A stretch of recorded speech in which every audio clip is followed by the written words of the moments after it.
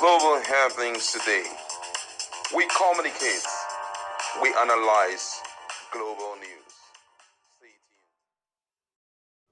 Hello, beautiful people. Welcome back to our channel. Some few days ago, fortnight ago, Wike, during his acknowledgement and recognition by the live benchers, said something very unique against NBA over the issue of the issue of sole administrator and suspension of Fubara. Of course, NBA condemned it in very strong terms, said it is unconstitutional, and gave scenarios.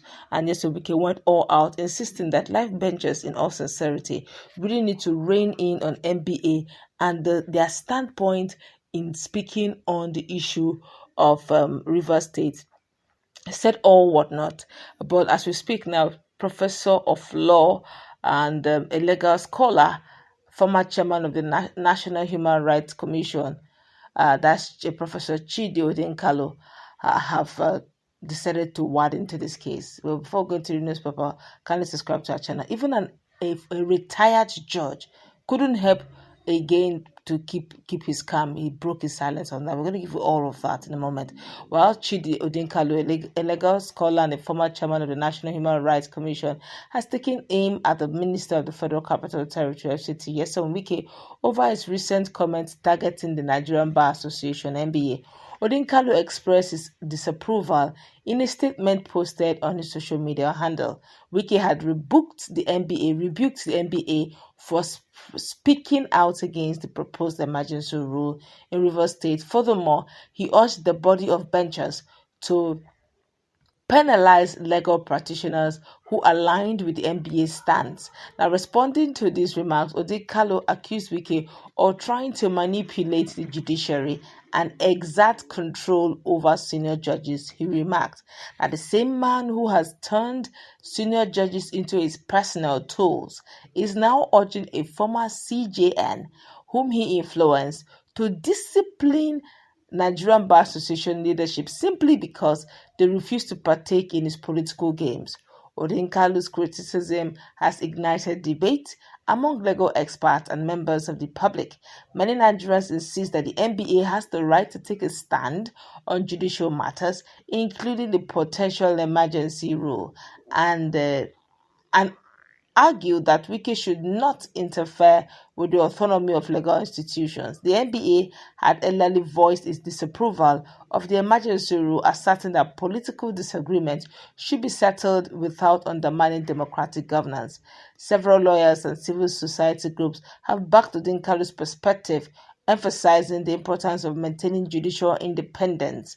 They warned that Wike's involvement could compromise public confidence in Nigeria's legal system. And of course, former retired judge couldn't hold his calm, have decided to speak on the of Delta State Customary Court Justice Miakpo Imeaso, retired, has criticized President Bola Ahmed Tinubu's decision to release Rivers State allocation to sole administrator, describing it as a grave error and unconstitutional. In an interview, he strongly condemned the president's action, emphasizing that it was a violation of constitutional principles. He argued, I quote him word for word, he said, "It is unlawful, it is unconstitutional. You cannot release funds to a sole administrator. And I mean it, it is very wrong." The retired judge pointed out that the Constitution does not provide for appointment of a sole administrator to govern a state, calling it very wrong. He explained that anything carried out by such an administrator will be considered ultra vires, meaning beyond their legal powers, rendering their actions null and void. The Constitution does not conceive of a situation where you even appoint a sole administrator to run a state.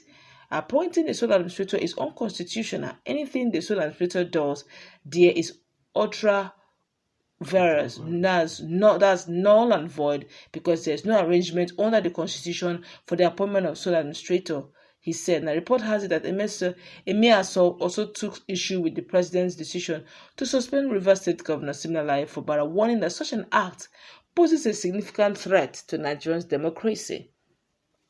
He stated, and I quote, that it's a dangerous precedent where the president could arbitrarily suspend any governor across the country.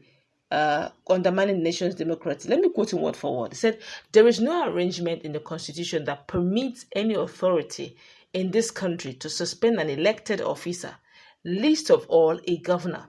So the president suspending the governor of Rivers State is a very major threat to our democratic system." The former judge cited numerous court decisions asserting that no one, not even the president, has the authority to suspend an elected governor or members of a state legislature. He stressed that there is a defined constitutional process for removing elected officials, which does not include suspension. There are so many decisions of our courts to that effect that nobody can suspend governors. Nobody can suspend even members of House of Assembly. If they are elected, there is a process for removing them, and it is not by suspension. Now, of course, Odinkalu is, was saying that what Wike is saying concerning the issue of live benchers reining in on NBA and lawyers that stands with NBA on the issue of suspension of Fubara and emergency rule. Of course, NBA has spoken against it, saying it's unconstitutional. Now, the retired judge again is saying it's so very unconstitutional and it's a threat to our Nigerian democracy. And Odinkalu had obviously said quite a lot, saying that look at what is going on now. Wike now, having pocketed the judiciary, senior lawyers, now wants to go to the senior lawyers, that's Association of Live Benchers, to also see how he can pocket them against those who dare to speak against him. My colleague is in the house. What's your take? Every well-meaning person, those who don't know the law, as in so-called learned people, understand the Constitution. The Constitution is if you know the Constitution is as open and clean as possible. How come it looks as if it's only when some certain persons are involved, it becomes difficult to interpret? What's your take on this dimension? Well, first of all, we have to make some clarifications about this.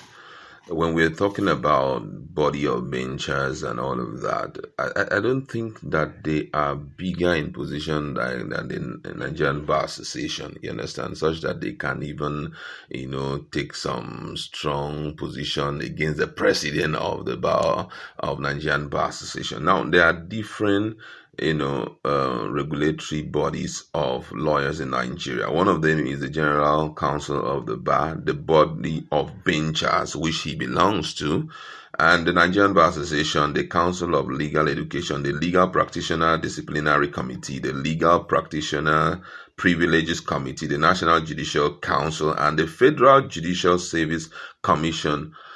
Those are the regulatory bodies. Now, the body of benchers, they are a legal body. That's a regulatory body of practitioner of the highest distinction in the legal profession, which are charged with the responsibility of formally calling to bar of persons seeking to become legal practitioners, as well as disciplining erring lawyers. Not disciplining lawyers, erring lawyers. Now, the first thing that must be taken into consideration, that's why I said the first thing that must be taken into consideration is not emotional position any member of the body of benchers has taken concerning the law. The most important thing is, before you say someone has erred, there is a document with which you have to judge the person from. And that document must have provided different things, must have provided how everything should run, the regulations you have to follow. Now, the president acted against the provision of the Constitution, which is outrightly, it's not, we have to go beyond emotions, to deal with issues like this.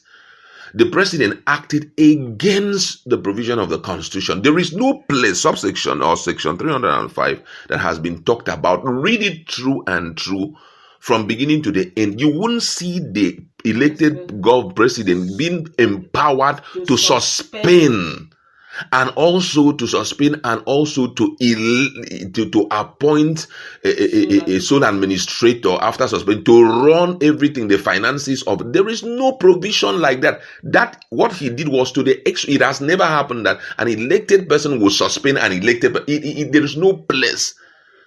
I mean, I would say thumbs up to the peaceful disposition of Fubara, because I can assure you that even Bola Tinubu, when he was a governor, you can't do that thing to him that he just did. Now, they gave reasons why they had to declare emergency rule in Rivers State. Right now we've seen a lot of such happening. We've seen it in Edo State, where some reasonable number of people were taken out, by how do they call it? Yes, Fulani headsmen and all of that. They were taken out. We've also seen those kind of things play out in other parts of Nigeria. So you now know that this whole thing is politically, Shines Group protested some 3 days ago. In Abuja. Right there in Abuja. You would have declared state of emergency. State of emergency, in Abuja. But he did not. So already we know that everything surrounding Rivers State is political. Let's not try. So you trying to force people to reason your reason according to your emotional standpoint on decision made by the president. It's really appalling, I must say. You want people to always see things from your perspective. Say you be God.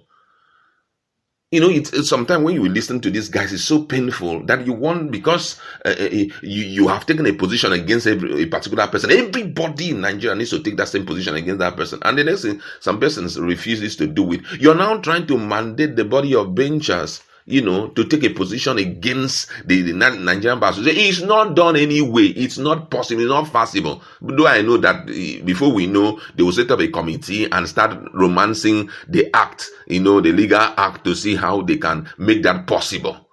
I mean, such people we must be very careful when this kind of desperation is coming in, because at the end of the day, it might end up affecting virtually everything. Yeah.